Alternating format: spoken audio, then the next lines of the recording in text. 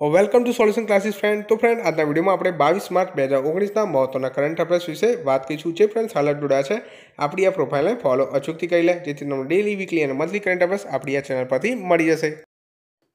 Friends હું અનએકેડમી પર ભણાવું છું, તો તમે અનએકેડમીની લર્નિંગ એપ ડાઉનલોડ કરી ત્યાં અમિત શુક્લા સર્ચ કરી અને જીપીએસસીનો કોર્સ પસંદ કરી મને ફોલો કરી શકો છો। અનએકેડમી પર આપણે તમારા માટે તમામ કોર્સિસ અવેલેબલ કર્યા છે, જે તમારી એક્ઝામ માટે ખૂબ જ ઉપયોગી છે અને તમારી એક્ઝામ માટે ખૂબ જ હેલ્પફુલ થશે ફ્રી ઓફ કોસ્ટમાં। તો તમે એ તમામનો લાભ લઈ શકો છો આજે જ અનએકેડમીની લર્નિંગ એપ ડાઉનલોડ કરી। તો વધુ સમય ન લેતા આજનો પહેલો સવાલ। તાજેતરમાં ભારતીય મૂળના જગમીત સિંહે કયા દેશની સંસદમાં પ્રવેશ કર્યો?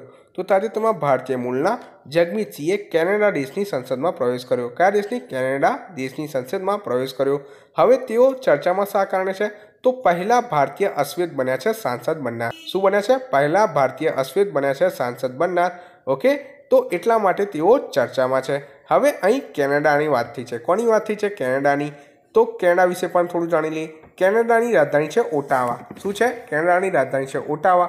કેનેડિયાનું નાણું છે કેનેડિયન ડોલર। શું છે? Canadian dollar. કેનેડાના વડાપ્રધાન છે જસ્ટિન ટ્રુડો। શું નામ છે? જસ્ટિન ટ્રુડો કેનેડાના વડાપ્રધાનનું નામ છે। અને અહીં સંસદની વાત થઈ છે, તો કેનેડાની સંસદનું નામ પણ ખબર હોવું જોઈએ। શું કહેવાય છે કેનેડાની સંસદ? એટલે કે પાર્લામેન્ટને હાઉસ ઓફ કોમન્સ। શું કહેવાય છે? હાઉસ ઓફ કોમન્સ કહેવાય છે કેનેડાની સંસદને। તો જ્યારે પણ કેનેડા વિશે સાંભળો ત્યારે આટલી માહિતી અચૂક યાદ રાખજો। તો ફ્રેન્ડ્સ, જો તમને મારું કામ સારું લાગે, યોગ્ય લાગે તો આ વિડીયોને લાઇક કરી શેર જરૂર કરી દેજો। ત્યારબાદ નેક્સ્ટ સેશન પર જઈશું। તાજેતરમાં દુનિયાની સૌથી મોટી રેલ કોચ નિર્માતા કોણ બન્યું?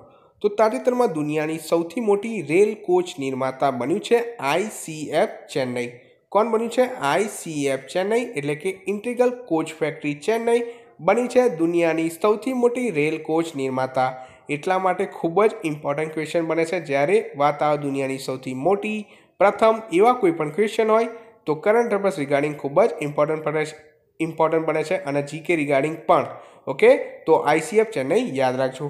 હવે આના પહેલાં કયા દેશની પ્રથમ પર હતી? તો ચાઇનાની કોચ ફેક્ટરી હતી નંબર 1 પર, પણ આ વર્ષે 2018-19માં ચાઇનાની જે કોચ ફેક્ટરી છે તેમાં 2600 કોચ બન્યા અને જે ICF ચેન્નઈ છે એને કેટલા બનાવ્યા? 2919। કેટલા? 2919 કોચ બનાવ્યા છે ICF ચેન્નઈએ।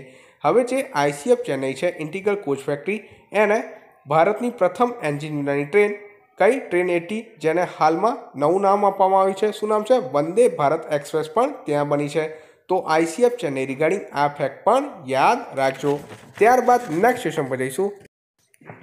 તાજેતરમાં સ્ટેડિયા નામની વિડીયો ગેમિંગ પ્લેટફોર્મ કોને લોન્ચ કર્યું? શું છે સવાલ? તાજેતરમાં સ્ટેડિયા નામની વિડીયો ગેમિંગ પ્લેટફોર્મ કોને લોન્ચ કર્યું?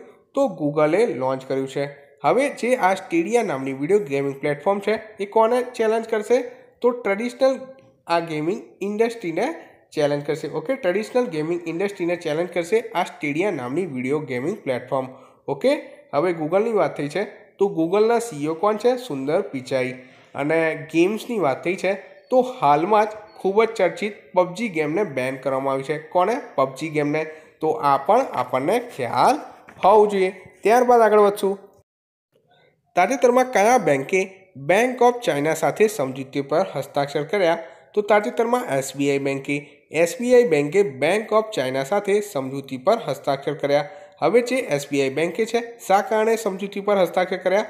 તો વ્યાપારી તકોને વધારવા એટલે કે બિઝનેસ ઓપોર્ચ્યુનિટીને વધારવા માટે SBIએ બેંક ઓફ ચાઇના સાથે સમજૂતી પર હસ્તાક્ષર કર્યા। હવે અહીં SBIની વાત થઈ છે। કોની વાત થઈ છે? SBIની। તો SBI વિશે પણ જાણી લઈએ। SBIના ચેરપર્સન છે રજનીશ કુમાર। કોણ છે? રજનીશ કુમાર છે SBIના ચેરપર્સન। SBIનું હેડક્વાર્ટર છે મુંબઈ। ક્યાં આવેલું છે? SBIનું હેડક્વાર્ટર આવેલું છે મુંબઈ। હવે બેંક ઓફ ચાઇનાની વાત થઈ છે તો બેંક ઓફ ચાઇનાનું હેડક્વાર્ટર ક્યાં છે? તો બીજિંગ। તો આના વિશે પણ ખ્યાલ હોવું જોઈએ। ત્યારબાદ નેક્સ્ટ સેશન પર જઈશું। તાજેતરમાં કયા દેશની રાજધાનીનું નામ બદલવામાં આવ્યું? તો તાજેતરમાં કઝાકિસ્તાન દેશની રાજધાનીનું નામ બદલવામાં આવ્યું છે। કયા દેશની? કઝાકિસ્તાન દેશની રાજધાનીનું નામ બદલવામાં આવ્યું છે। હવે શું નામ રાખવામાં આવ્યું છે? તો જે કઝાકિસ્તાન દેશની રાજધાનીનું નામ શું છે પહેલાં તો એ ખબર હોવું જોઈએ, અસ્તાના। અને અસ્તાનાનું નામ બદલીને નૂર સુલતાન નજરવે। શું નામ રાખવામાં આવશે? નૂર સુલતાન નજરવે। હવે શા કારણે? તો 30 વર્ષના કાર્યકાળ બાદ નૂર સુલતાન નજરવે જે રાષ્ટ્રપતિ હતા તેમણે રાજીનામું આપ્યું અને એમના નામ પર જે કઝાકિસ્તાનની જે રાજધાની છે એનું નામ બદલવામાં આવશે. અસ્તાનાથી બદલીને નૂર સુલતાન કરવામાં આવશે. અને આ ઘોષણા કોણે કરી? તો કાર્યકારી રાષ્ટ્રપતિ જે છે કાસિમ જોમા ટુકાએ જાહેરાત કરી છે. કોણે? કાર્યકારી રાષ્ટ્રપતિ કાસિમ જોમા ટુકાએ આની જાહેરાત કરી છે. તો આના વિશે પણ આપણને ખ્યાલ હોવું જોઈએ જ્યારે કઝાકિસ્તાન વિશે સાંભળીએ. ત્યારબાદ નેક્સ્ટ સેશનમાં જઈશું. 2020 ઓલિમ્પિક મશાલનું અનાવરણ ક્યાં કરવામાં આવ્યું? તો ક્યાં કરવામાં આવ્યું છે? ફુકુશીમા ખાતે. ક્યાં કરવામાં આવ્યું છે? ફુકુશીમા ખાતે 2020ની ઓલિમ્પિક મશાલનું અનાવરણ કરવામાં આવ્યું છે. હવે ક્યાં છે ફુકુશીમા? તો જાપાનમાં છે. ક્યાં છે? જાપાનના ફુકુશીમામાં 2020ની ઓલિમ્પિક મશાલ એટલે કે ઓલિમ્પિક ટોર્ચનું અનાવરણ કરવામાં આવ્યું છે. ઓકે, હવે 2020નો જે ઓલિમ્પિક છે ક્યાં યોજાશે? જાપાનમાં. ઓકે, તો જાપાન વિશે પણ થોડું જાણી લઈએ. તો જાપાનનું કેપિટલ છે ટોક્યો. જાપાનનું નાણું છે જાપાન યેન અને જાપાનના જે પીએમ છે તો શિન્ઝો આબે. તો જ્યારે પણ જાપાન વિશે સાંભળો ત્યારે આટલી માહિતી અચૂક યાદ રાખજો. તો ફ્રેન્ડ્સ, હોપફુલ આ વિડીયો હેલ્પફુલ રહેશે. જો વિડીયો હેલ્પફુલ રહે તો વિડીયોને લાઇક કરી શેર જરૂર કરી દેજો. નેક્સ્ટ વિડીયો સાથે જલ્દીથી મળીશું. ત્યાં સુધી વાંચતા રહો અને તૈયારી કરતા રહો.